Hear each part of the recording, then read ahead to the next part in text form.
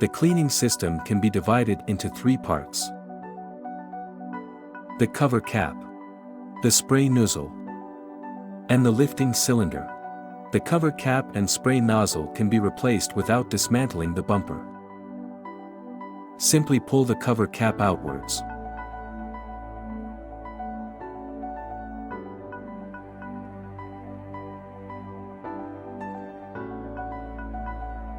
The whole thing then looks like this. Removing the spray nozzle. The spray nozzle is held at the rear end with two hooks on the lifting cylinder.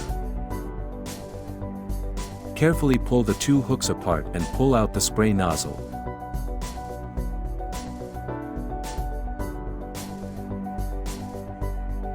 The whole thing is not a very easy procedure and requires patience and sensitivity.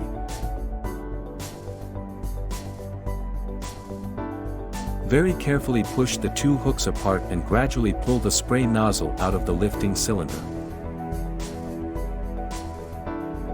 When this is done, the lifting cylinder slides inwards again and the spray nozzle, including the cover cap, is free.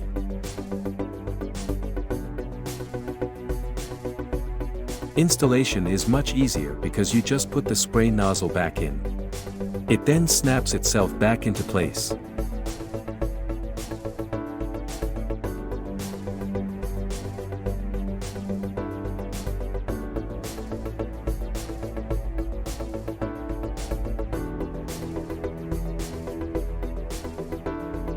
Finally, pull the cap out again and allow the spray nozzle to fully engage in the lifting cylinder.